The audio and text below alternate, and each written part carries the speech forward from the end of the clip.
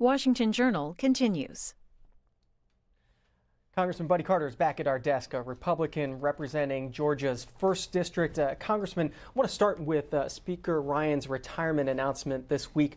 What message should Republicans take from a sitting speaker deciding not to run again in a district he was favored to win re-election in? Well, first of all, I don't think it had anything at all to do about his chances with re-election. Listen, Paul Ryan is a fine man, and he is a family man. I had the opportunity to spend some quality time with him, just he and I, about a month ago, and I knew then that something was up. All he wanted to talk about was his teenage children and how much they meant to him and how much he missed them. He is truly a family man. He's a great talent. He is, as Trey Gowdy says, the smartest kid in the class. But at the same time, his priorities now are with his family.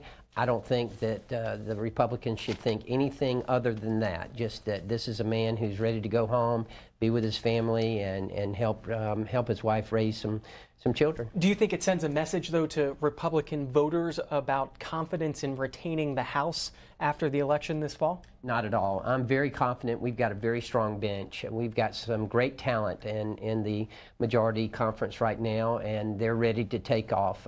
You know, I equate it with, I had 3 sons. All of them played football. And each year, we always thought, oh, how are we going to replace this senior? And there's no way, there's no way. Well, somebody steps up, and somebody will step up here. Would it be helpful to Republicans for that election, that stepping up to happen sooner rather than later? Do you think Paul Ryan should leave before the end of his term? No, I don't.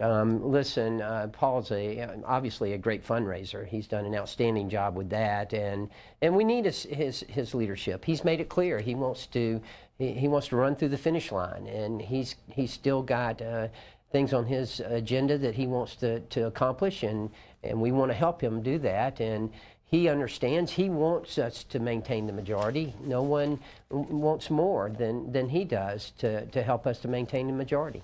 Who should be the next leader of the Republican conference? That's a tough call. I mean, when we've got as much talent as we've got and the quality that we've got, we'll just have to sort all that out after the November elections. On the same day that Speaker Ryan announced that he wasn't running, another Republican member of Congress from Florida announced that he would not be running for another term. Why are so many of your colleagues not running again? Well, there does seem to be a lot of institutional knowledge leaving. But again, that's a good thing and a bad thing. And a good thing in the sense that it gives those of us in the behind them an opportunity to step up, and we've got to do that. And again, I'm very confident that we've got the talent within our conference to fill those voids.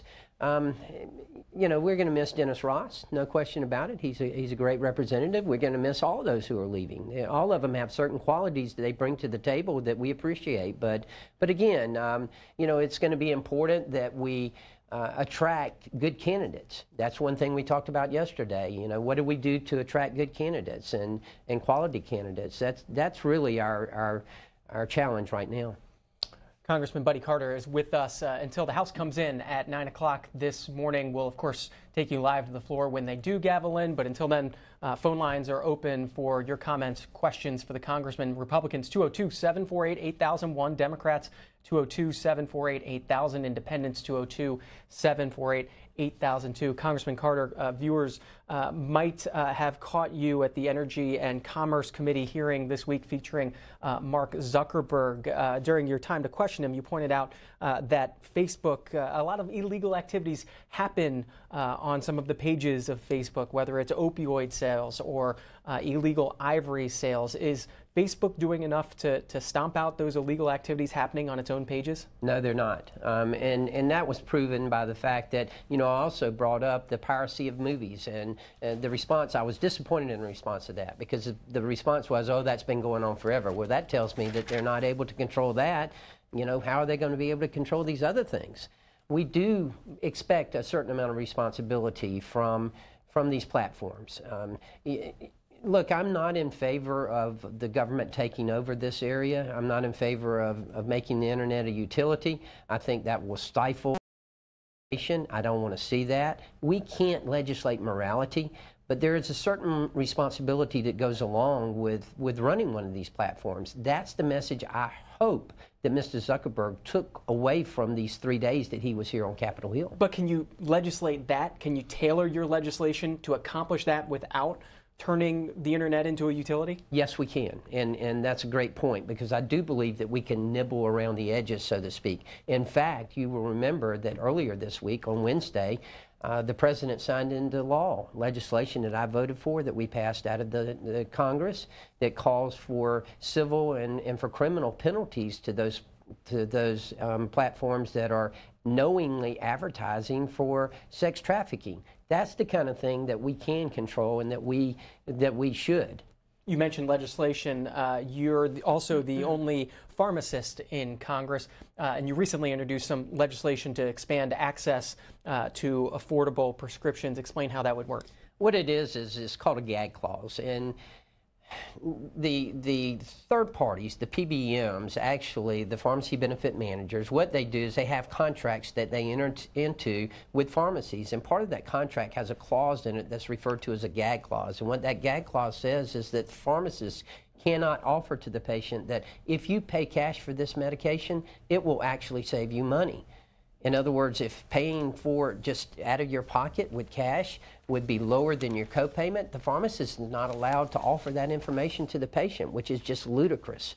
Actually, there would be penalties if they did that, and it could result in them being kicked out of the agreement and out of that market. So my legislation says that this would not be appropriate, that this would not be allowed, that the pharmacist can indeed offer to the patient that if you pay cash for it, it will save money. What are the chances that legislation becomes law? I think it's a very good chance, and I'm going to be pushing it very hard. Do you have floor time set for it? Not yet, not yet. We're still gaining co-sponsors on it, and we'll continue to do that until we get enough to where we can get it on the floor. Daytona Beach, Florida is up first. Arnold is an independent. Good morning.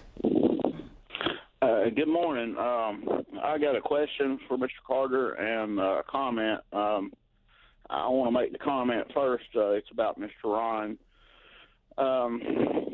My gist of all of it is that I think these smart Republicans, the ones that's got a little bit of sense, are getting out of town before the proverbial, you know what, hits the fan. I believe they know we got one of the biggest crooks ever in office, and when it does come down, they don't want to be associated with it. Number two, we've heard rumors about, oil exploration off the coast here in Florida. I see you're from Georgia. I guess I don't know what your stance is on it, but I think if they're going to explore here, they need to get up there about Jekyll Island and Savannah, too, and do a little exploring there. So I'll just listen to what you got to say about it. Arnold, thanks for the call. Well, first of all, let me make it perfectly clear that I have always subscribed to an all-of-the-above type energy strategy. I believe that we ought to be using everything available to us in order to make sure that we have energy independence. I'm old enough to remember back in the 70s whenever the Middle East literally had us over a barrel, and that we were held hostage to them. We should never allow that to happen again. Energy independence is extremely important to our national security. So I do believe in an all-of-the-above type of strategy. Now, having said that, I will tell you, the honor and privilege of representing the entire coast of Georgia. This is my home. It's where I grew up. I was born and bred there, and I intend to live the rest of my life there. I'm never going to do anything that's going to hurt the coast. However, I think it would be would be unnecessary for us not to at least know what's out there. I think we owe it to ourselves to find out if there is indeed anything out there. Now, we can do seismic testing without harming any of the animals, and in fact there are rules in place right now that will prohibit that from happening. But at the same time, for us to just say no and not to at least know what's out there, I think that is very irresponsible of us. I think we should at least find out if there's something out there.